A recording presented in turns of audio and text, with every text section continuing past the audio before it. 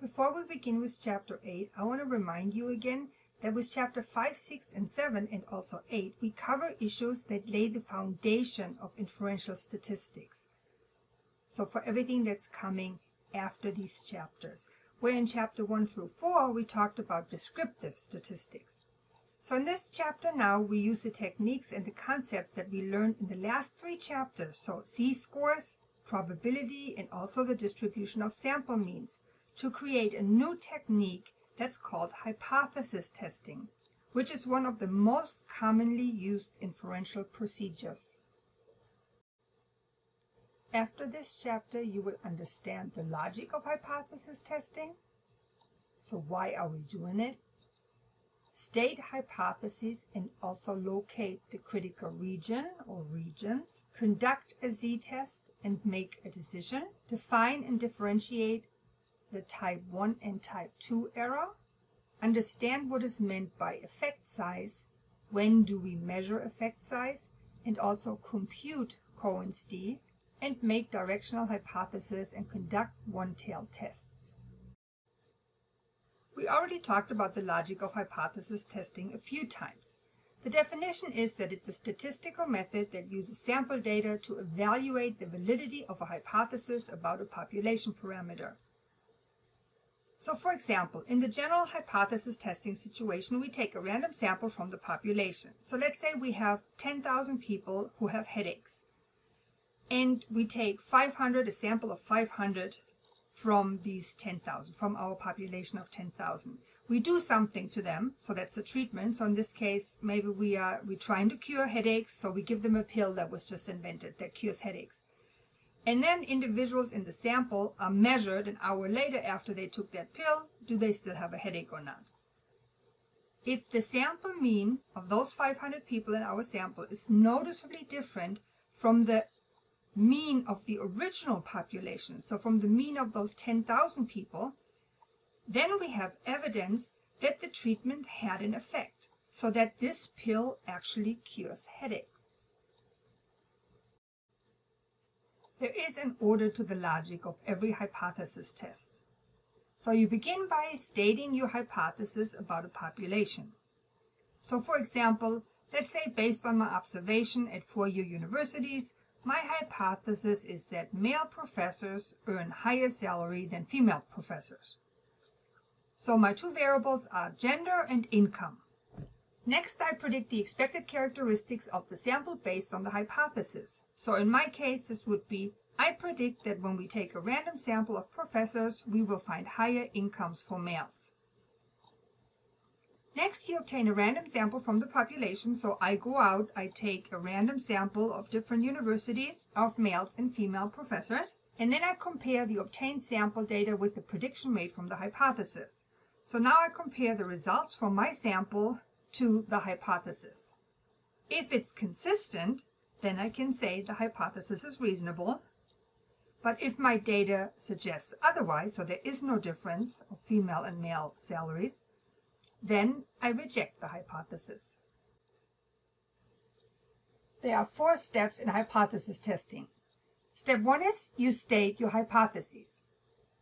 Step 2, you set the criteria for a decision. Step 3, you collect data, you compute sample statistics. And step 4 is making a decision.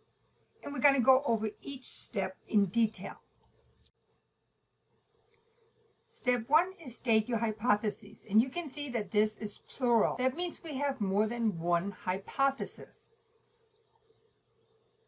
The test always begins with a null hypothesis, represented by the HO, the null hypothesis. And that one just states that the treatment has no effect, or there is no change, there is no difference, or there is no relationship. So for example, taking our null hypothesis that we had in the previous example, there is no difference in the salary of female and male professors. That would be the null hypothesis.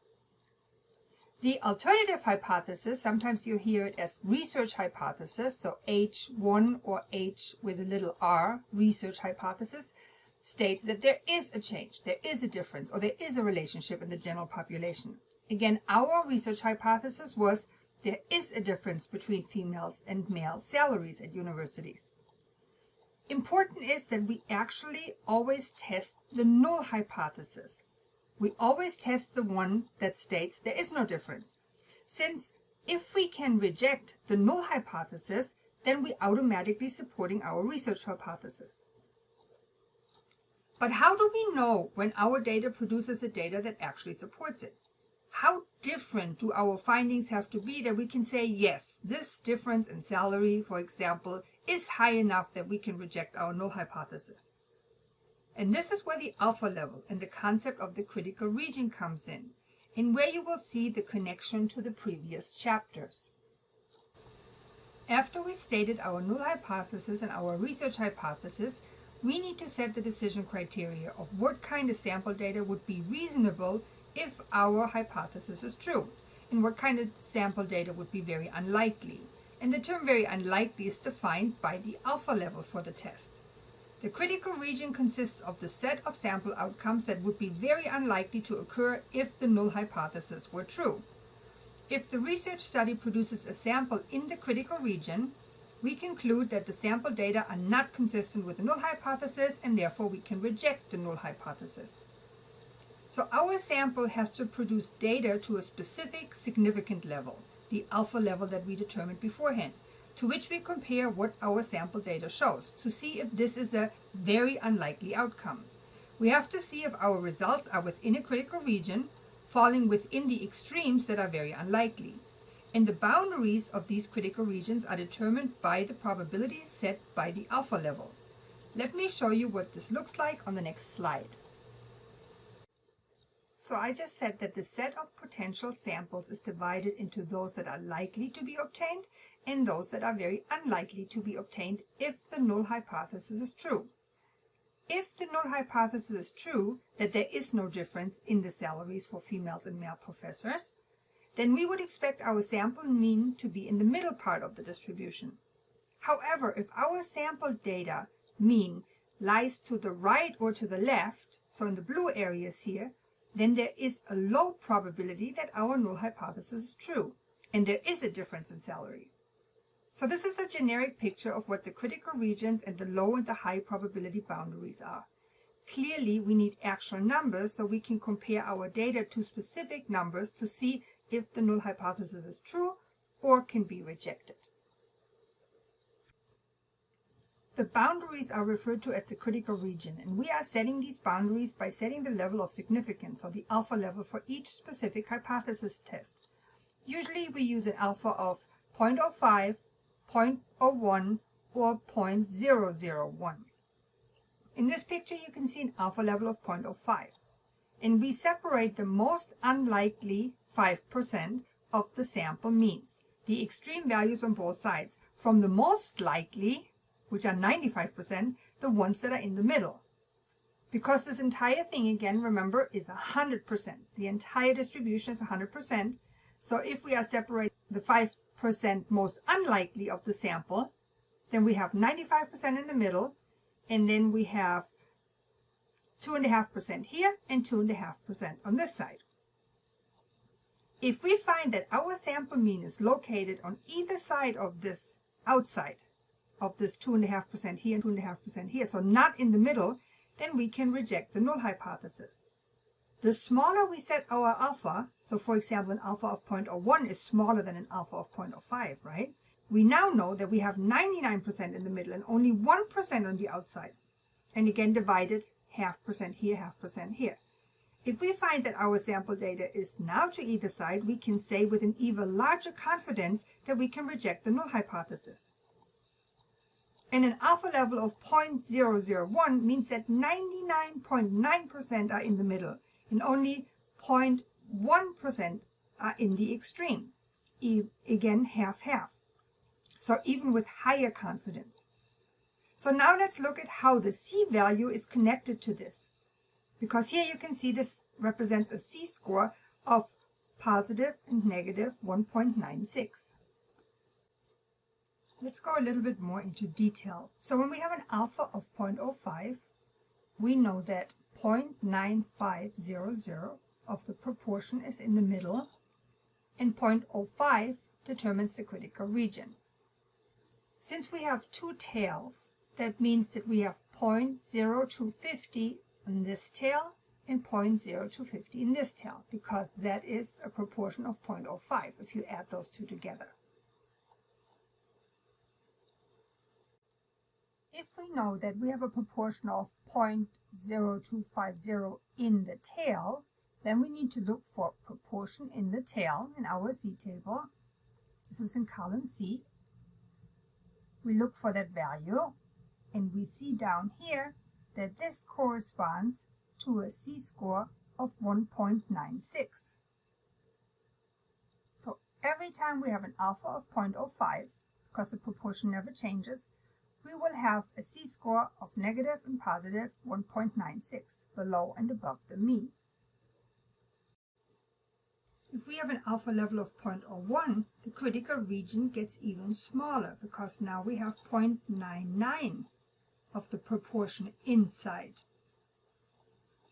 our distribution, and only 0.005 on each of the sides.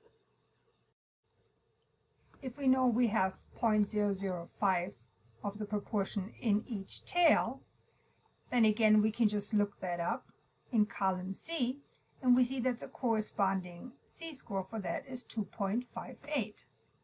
So every time we have an alpha level of 0.01, we know our Z-score is going to be positive and negative 2.58. And I'm sure you're getting the idea of looking up the proportion now in the tail. So now when we have an alpha level of 0.001, so the smallest alpha level you can have, you can see that the proportion in the tail gets even smaller, because now we have 0.9990 of the proportion. So almost everybody is within the middle of the distribution. And then the 0.001 of the proportion is split into both sides, and that corresponds to a Z-score of positive and negative 3.30.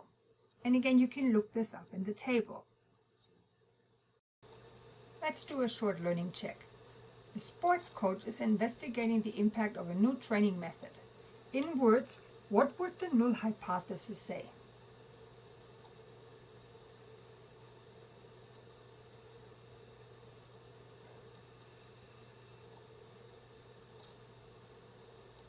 B is the correct answer. The new training program produces results about like the existing one, right? There is no difference between the two. Okay, let's do another one. Decide if each of the following statements is true or false. If the alpha level is decreased, the size of the critical region decreases. That is true. The alpha is the proportion of the area in the critical regions, right? So that's the critical region at the extremes on both sides. So if the alpha level is decreased, then the size of the critical region also decreases.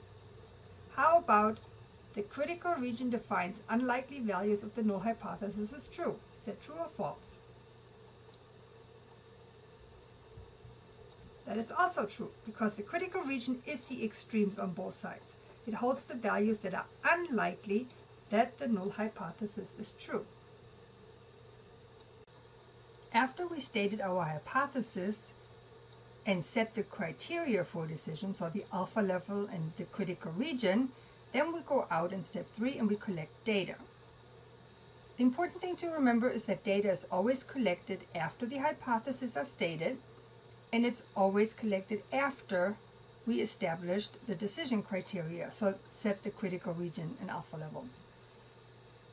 So step 3 again is collecting data, right, to compute the sample statistics. But this sequence assures objectivity. And then the last step is to make a decision based on what we found in this collected data. Let's say we find a difference. But how do we know that the difference between the sample mean and the population mean didn't just happen by chance, by sampling error? The goal for the hypothesis test is to rule out chance as a plausible explanation for the mean difference. To accomplish this, we first calculate how much difference is reasonable to expect between the sample mean and the population mean if there is no treatment effect. That's called the standard error. Then we compare the actual obtained difference with this value. And the Z-score statistic is what makes this comparison. A large value for the C statistics, as defined by the critical region, means that we can conclude that the obtained mean difference is more than can be explained by chance. In words, Z is the difference between the observed sample mean and the hypothesized population mean divided by the standard error of the mean. In step 4, we make a decision. If the sample statistic Z is located in the critical region, then the null hypothesis is rejected. If the sample statistic C is not located in the critical region, the researcher fails to reject the null hypothesis. A great analogy for hypothesis testing is a jury trial. A trial always begins with the null hypothesis not guilty, right? That's the defendant's innocent plea. The police and the prosecutors then gather evidence or data that's relevant to the validity of the innocent plea. With sufficient evidence against, the jury rejects the null hypothesis, the innocent claim, right, to conclude that this person is guilty. With insufficient evidence against, the jury fails to convict. That is, it fails to reject the non-guilty claim. But it does not necessarily mean that the jury concludes that the defendant is innocent.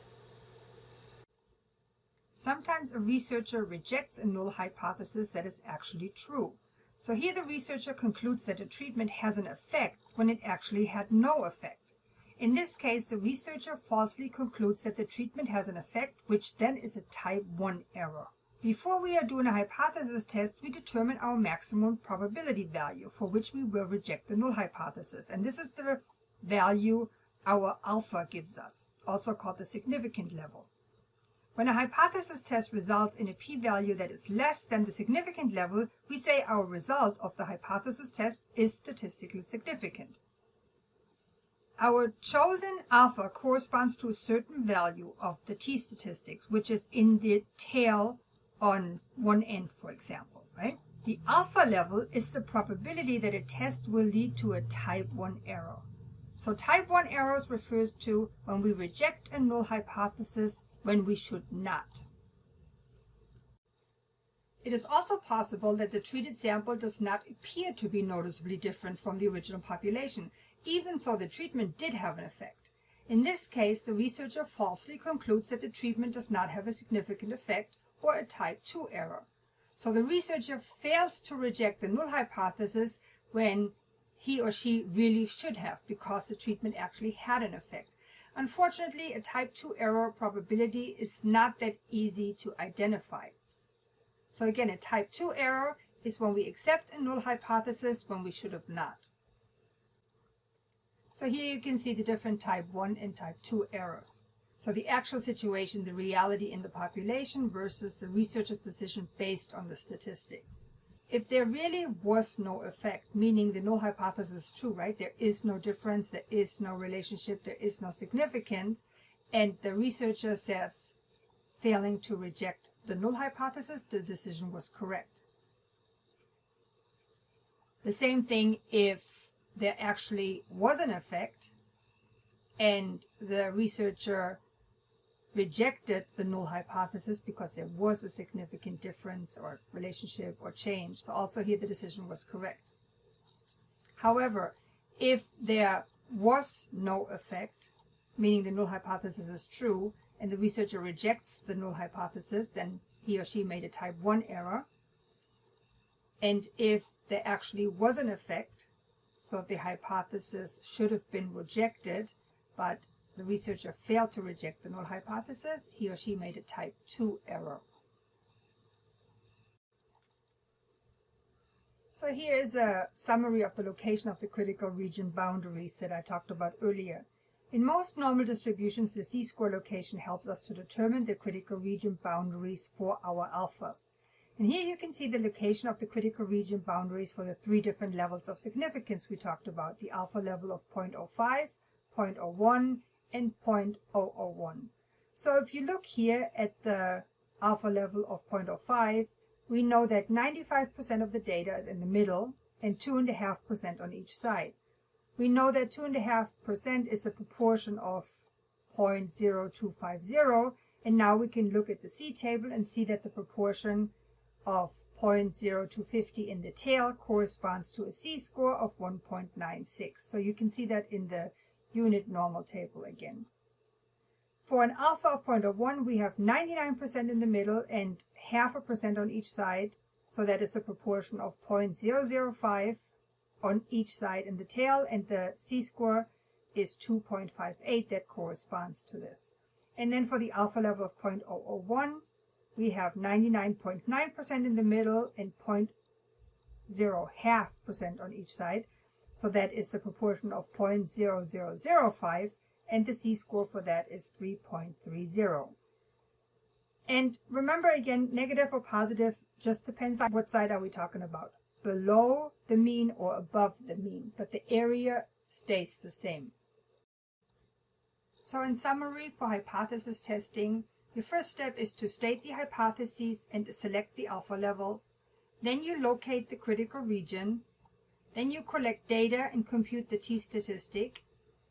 Next, you make a probability-based decision about the null hypothesis. You reject the null hypothesis if the test statistic is unlikely when the null hypothesis is true, called a significant or statistically significant result. And it is reported as either the probability is less than 0.05, for example, if we had the alpha level of 0.05, or the probability is larger than 0.05, that this happened by chance. This is what the critical region for a standard test would look like. If the sample means falls in the critical region, which are the shaded areas, they have a probability less than alpha. In this case, the null hypothesis should be rejected. So this is what we really want as a researcher. We want our sample means to fall in the critical region, because then we can reject our null hypothesis and therefore have evidence that our research hypothesis is actually supported. Sample means that do not fall in the critical region have a probability greater than alpha. And there we have to fail to reject the null hypothesis. And this is really not what we want as a researcher, right? Because we did all this work, so we really want our sample mean to fall within the critical region so we can say, yes, whatever it is, our treatment, it did have an effect. So it falls inside the big hump in the middle. We fail to reject the null hypothesis. It falls within the critical region. Then we reject the null hypothesis. Let's do an example step by step. Let's say we want to know if it is possible to affect mathematical skills by listening to classical music. I'm sure you heard this before, right? That if you have classical music going on in the background, that it will affect your mathematical skills. We are going to state the null and research hypothesis. Then we're going to locate the critical region. We're going to collect data and compute the test statistic. Then we're going to make a probability-based decision about the null hypothesis, and then we're going to report it. Our first step is to state the hypotheses. Our null hypothesis is that listening to classical music does not affect mathematical skills, and our research hypothesis or alternative hypothesis is that listening to classical music does affect mathematical skills. Let's say we know that for the general population, the mathematical skills form a normal distribution with a mean of 80 and a standard deviation of 20. So this has to be given. If we want to locate the critical region now, let's say we get an alpha, we use an alpha of 0.05. This is for an alpha of 0.05 what we know the C-scores are. So we know the mean for this general population is 80. So we are looking for a different value than the mean being 80 in order to be able to reject our null hypothesis. But how different is different enough that we can actually reject it? To determine what different means, we need to locate the critical region by calculating a C-score. So the next step is to collect data and compute the t-statistic. We know that the population mean is 80 and the population standard deviation is 20, and that we want to use an alpha of 0.05. So now we collect data. So let's say we take a random sample of 25 students and we let them listen to classical music and then measure their mathematical skills. And let's say we get a sample mean of 89. So the question now is, does our sample fall into the extreme area or does it fall into the middle? If it falls into the extreme area, then we can reject our null hypothesis. So we need to get the C-scores in order to find out where is this mean of 89 located in relation to the population mean of 80. So let's just calculate a C-score. So that's just our C-score formula, the sample mean minus the population mean over the standard error of the mean. So for that we need the standard error of the mean formula, which is just the standard deviation over the square root of the number of people in the sample. So here we can just plug in, the standard deviation is 20 and we have 25 students. So the standard error of the mean is 4. Now we can plug this into the C formula. We know the mean for the sample was 89 minus the population mean of 80 over the standard error of mean 4. So we come up with a C-score of 2.25. Now where is that located? Remember again that we said we use an alpha of 0.05. So that means we have a C-score of 1.96, below the mean and above the mean. Well, our C-score for the mean of 89 that we just calculated is 2.25. So that is way over here. It is in the critical region. So therefore, we can say that the probability that the null hypothesis is true is less than 0.05. And we can with confidence reject the null hypothesis. There is a difference. Listening to classical music will affect mathematical skills. There are certain assumptions that we make for hypothesis tests with C-score.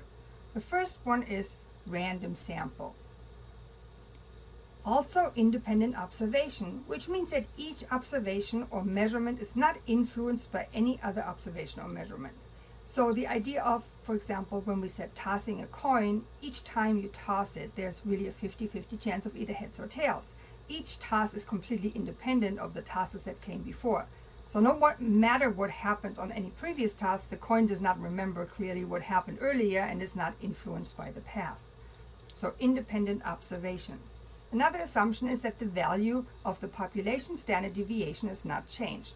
Remember that we get the value for the standard error by dividing the square root of the size n by the population standard deviation. So in a hypothesis test, the sample comes from an unknown population, so we do not know the standard deviation and therefore we cannot calculate the standard error. So to solve this dilemma, we have to assume that the standard deviation for the unknown population after treatment is exactly the same as it was for the population before treatment.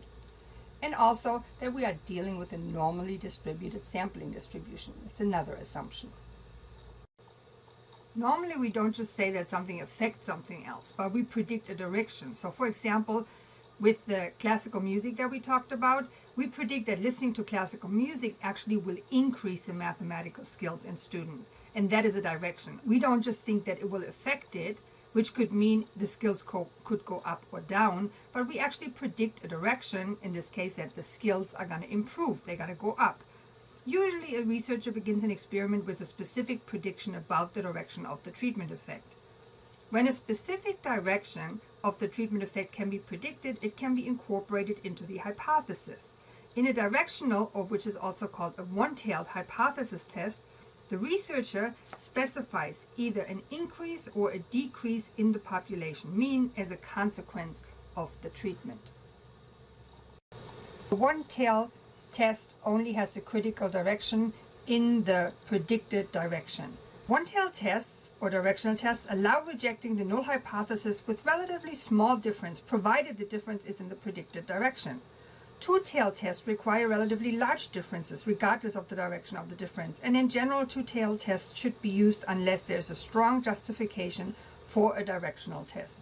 So here you can see, if we're only talking about a directional test, now we have, let's say we have an alpha of 0.05, we have 95% of the distribution in the middle. That means we have 5% over here, which is the proportion of 0.9500 in here and the proportion of 0.0500 in here. Because it's a one directional, the whole proportion is now in this one tail.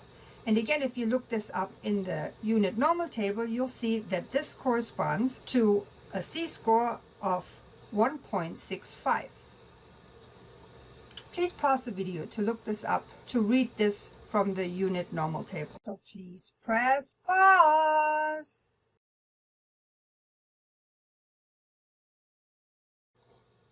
A hypothesis test determines whether the mean difference obtained in a research study is greater than it's expected simply by chance, so the sampling error.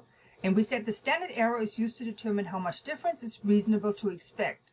However, in some cases, especially with large samples, the standard error can be very small, and in these cases, a tiny mean difference may be enough to be statistically significant. So concluding that a treatment effect is significant does not really tell you anything about the actual size of the effect, and does not imply that the effect is large. So you can imagine, sometimes you have a z-score that's all the way out in the critical region, and sometimes it might just be right at the beginning of the critical region, but both of them would be significant. But we also need something to report the effect size, and that is where Cohen's d comes in. Because with Cohen's d, we can measure the effect size. It is computed by dividing the obtained mean difference by the standard deviation. So for example, a d value of 0.5 indicates that the difference between the sample mean after treatment and the original population mean before treatment is equal to 1/2 of a standard deviation. Here you can see a guideline to the magnitude of d. So if you have a d of about 0.2, it's considered a small effect. 0.5 is about a medium effect, and then 0.8, and anything larger than that is a large effect. And in part A here, you can see the standard deviation is 100, and the mean is 500 before treatment. After the treatment, the mean is found to be 515, so there's a 15-point difference. And we just simply get Cohen's d by taking the mean difference and dividing them by the standard deviation. So that's 500 minus 515 over 100. So in this case, it's a Cohen's d of 0.15, which is considered a small effect. And then in part B, the standard deviation is 15. The mean is 100 before treatment. After treatment, the mean is 115. So there's still a 15-point difference. But now we have a much smaller standard deviation. And since we get Cohen's d by taking the mean difference and dividing them by the standard deviation, it's 15 over 15, and you get a Cohen's d of 1. And that is considered a very large effect. Cohen's d uses a standard deviation to help measure effect size. The statistical power of a test is the probability that the test will correctly reject a false null hypothesis. It is the probability that the test will reject the null hypothesis when there really is a treatment effect. As the size of the treatment effect increases, the power of the test also increases. Other factors that increase power are increasing the sample size, increasing the alpha level, and switching from a two-tailed to a one-tailed test. Think about this. Whenever a treatment has an effect, there are only really two possible outcomes for a hypothesis test. We can either fail to reject or reject the null hypothesis. Because there are only two possible outcomes, the probability for the first and the probability for the second must add up to 1. Remember, probability always adds up to 1. We said that when we reject a null hypothesis that is actually true, that is, we conclude that a treatment has an effect when it actually had no effect, we made a type 1 error. When we failed to reject the null hypothesis, but there was an effect, so we accepted the null hypothesis as true, but there was an effect in the treatment, we made a type 2 error. In this case, the probability is beta. So the probability must have an outcome of 1 minus beta. The power of a hypothesis test then is equal to 1 minus beta. So for example, if the power of a test is 70%, then the probability of a type 2 error is 30%, right? Because 1 minus 0.7 is 0.3 or 30%. To calculate power, however, it is first necessary to make assumptions about a variety of factors that influence the outcome of a hypothesis test. Factors such as the sample size, the size of the treatment effect, and the value chosen for the alpha level can all influence a hypothesis test. Here are a couple of these influences on power. So we're increasing power as effect sizes increases, power also increases. Larger sample sizes will produce greater power, and using a one-tailed or directional test also increases power relative to a two-tailed test. We're decreasing power when we reduce the alpha level, so making the test more stringent reduces power. And also using a two-tailed or a non-directional test decreases power, again relative to a one-tailed test. Congratulations, you've reached the end of this chapter. Remember, if you have any questions, please email me anytime. Bye. See you next time.